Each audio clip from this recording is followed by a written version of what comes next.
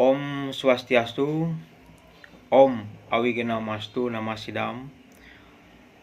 Pada kesempatan yang sangat luar biasa ini, ya saya IGD Perside NIM 2112 06 10 76. Nah, pada kesempatan yang baik ini saya menceritakan kisah Wirata Parwa Mahabharata. Nah, kisah Wirata Parwa merupakan kitab keempat dari seri Astadasa Parwa. Kitab ini menceritakan kisah penyamaran para Pandawa beserta Draupadi. Sesuai dengan perjanjian yang sah setelah 12 tahun masa pengasingan, maka pada tahun ke-13 Pandawa mesti tidak diketahui keberadaannya selama 1 tahun penuh.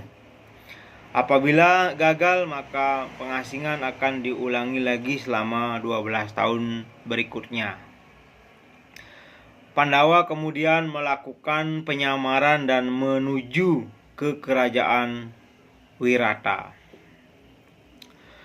Yudhistira menyamar sebagai Brahmana dengan nama Kanka dan menemani raja bermain dadu. Setiap harinya Bima menjadi Balawa sebagai tukang masak bernama Valala.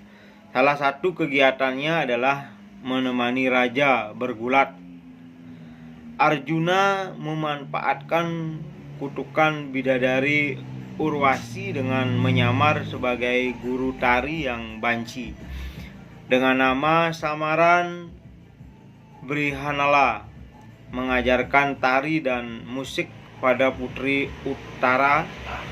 Nakula menyamar sebagai perawat kuda dengan nama samaran Grantika.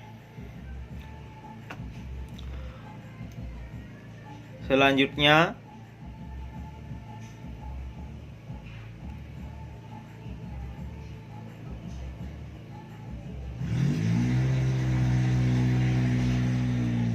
Sadewa pun memilih peran sebagai seorang gembala sapi bernama Tantripala.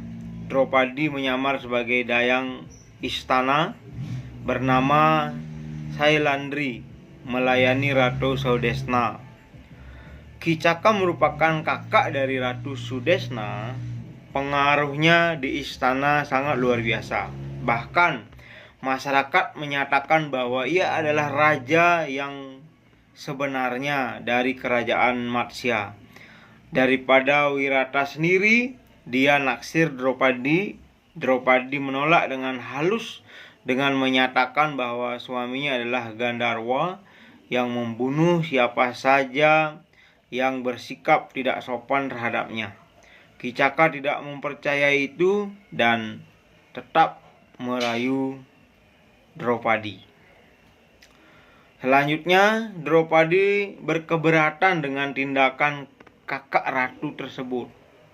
Ratu di awal membelanya, namun kakaknya dengan berbagai cara berbicara dengan adiknya betapa menderitanya dia karena merindukan Draupadi. Akhirnya mereka berdua membuat rencana untuk menjebak Draupadi. Ia menjebak Draupadi untuk datang ke rumah Kicaka membawakan minuman dan makanan. Draupadi menolak dan meminta agar dikirim orang lain. Ratu Kicaka marah sehingga terpaksa Draupadi ke sana. Benarlah, Kicaka dalam keadaan mabuk dan bernafsu memaksanya, mendorongnya, menendangnya dan mengeluarkan kata-kata yang tidak senonoh di hadapan yang hadir di rumah Kicaka. Ia melupakan bahaya terbongkarnya penyamaran dan pergi ke tempat Bima menceritakan keadaan itu. Selanjutnya, mereka kemudian melakukan rencana. Malam keesokan harinya, Draupadi membawa Kicaka ke ruang tari. Di sana Bima sudah menunggunya. Saat itu yang seimbang bertarung gulat dengan Kicaka. Hanyalah Bima dan Balarama saja. Perkelahian terjadi dan Kicaka tewas.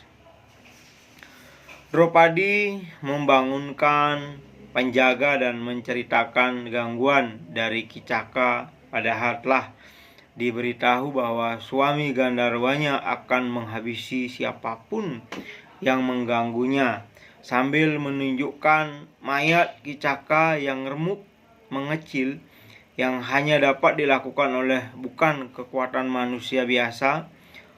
Cerita kematian Kicaka berkembang di masyarakat. Kerajaan Matsya pun sangat menakutkan bagi mereka bahwa Drupadi yang begitu cantiknya dan kematian Kicaka pun didengar oleh Raja Susrama dan Trigatra yang kesudahan datang membujuk para Korawa menyerbu Wirata yang dalam kondisi paling lemah. Lalu negeri Wirata diserang para Korawa dan Astina. Para Pandawa ikut berperang membela Wirata.